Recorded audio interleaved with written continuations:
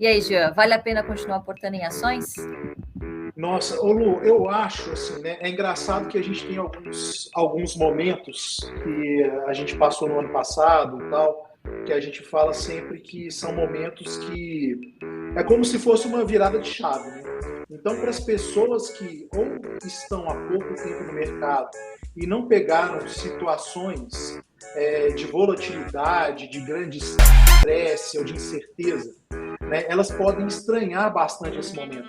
Mas o que acontece? Para quem está começando agora, é um momento excelente, porque você vai estar comprando yield, né, por um preço muito mais barato. O que eu quero dizer? Que você está comprando renda, pessoal, por um preço muito mais barato. E para aqueles que já estão há algum tempinho e não tiveram a oportunidade, né, ou a felicidade, ou infelicidade para muitos, né, de passar por momentos assim de incerteza, eu acho que é um grande momento de aprendizado, né, de colocar em prática o que a gente sempre fala aqui, né, de disciplina, de paciência, de resiliência acima de tudo, né?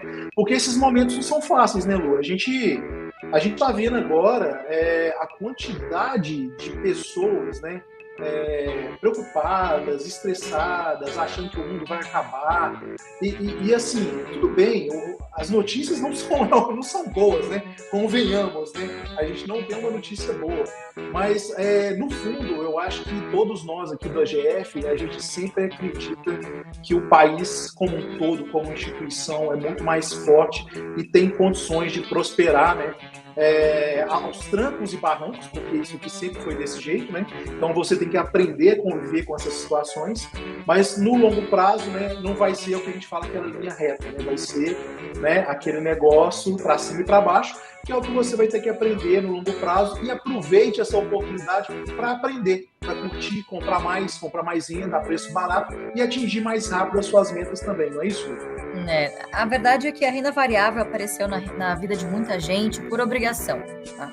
Então, com uma taxa de juros decrescente, né, quando chegou lá no fundo, lá 2%, a pessoa se via, né, com uma renda fixa pífia, e ela foi obrigada a tomar certos riscos.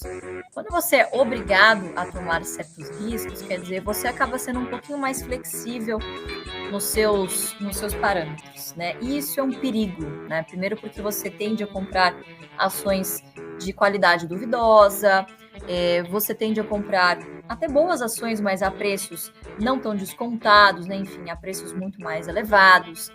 Então, de fato, o que a gente está vendo, pessoal, é uma normalização. O que a gente está vivendo é o Brasil como ele é. Nós tivemos 16 anos, basicamente, desse governo, 4 de respiro, né? Mas essa foi a exceção. A regra é o que a gente está vivendo hoje, né? Tem aquele vídeo do Beto Sucupira que eu adoro, que está sempre atual, né? Que o Brasil é isso. Você tomou uma decisão hoje, amanhã já mudou. O Brasil é isso. Seja bem-vindo. Né? Eu acho que essa é uma característica do nosso jeitinho brasileiro, que sempre foi assim. E quem teve a oportunidade de ler o livro O Rei dos Dividendos, viu que cada um desses percalços pelo qual o Brasil passou nessas últimas décadas era a mesma coisa. Era o mesmo discurso, agora o Brasil não tem jeito, eu vou da galinha de novo, vamos para o exterior, investir em dólar, assim, caos, né? E aí você começa a ver alguns sinais, né?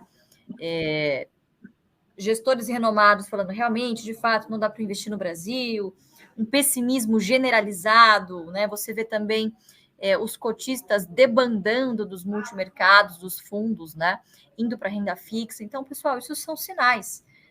Um sinal claro, né? É sempre as redes sociais. Um termômetro maravilhoso é o YouTube. Twitter é ótimo, Lu. Twitter também, mas eu gosto do YouTube, né? Porque você vê as carinhas assim, né, dos youtubers, renda fixa, onde eu aportar na renda fixa.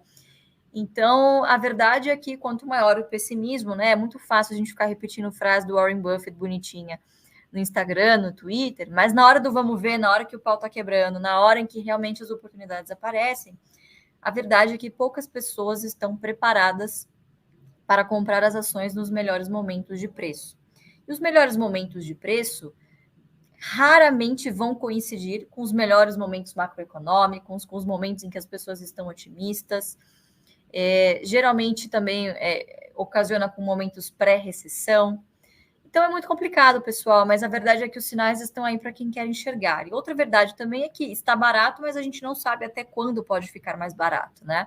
Eu acho que a boa notícia é o seguinte, o pessoal está tão pessimista, eu já falei isso algumas vezes, em algumas outras participações de 1 milhão de podcasts aí que vocês me vêm fazendo, já, que assim, cara, o pessimismo é tanto, quer dizer, isso já está em alguma de determinada maneira no preço, que qualquer coisa, por menor que seja, diferente do que a gente estava prevendo desse pessimismo, o Lula não precisa fazer um governo excelente, basta que ele faça um governo um pouquinho melhor do que os pessimistas estavam esperando, para que o mercado reprecifique novamente, né? Então, o mercado, quem é o mercado, né? A gente sempre fala, quem é o mercado? É essa mão invisível, né, do Adam Smith.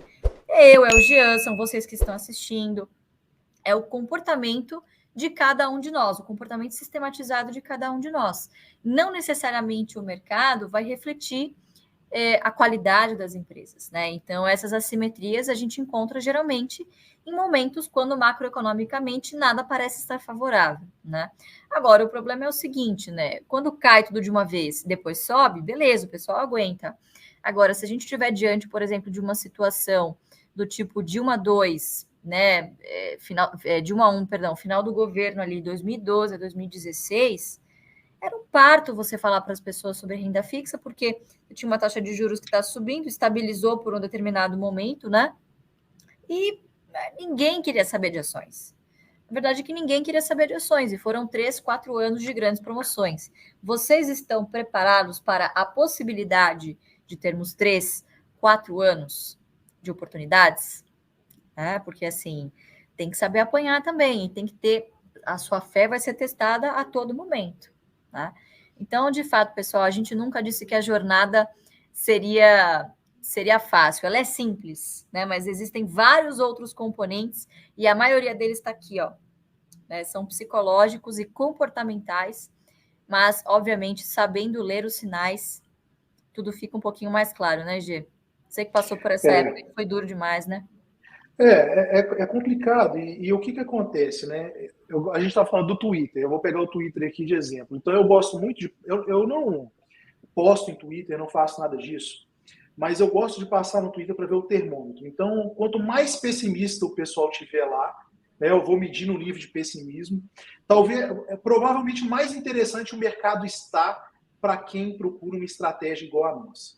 Só que, nesse momento, você vai escutar muito falando assim, para que eu vou entrar na Bolsa agora? Para que eu vou comprar Bolsa agora?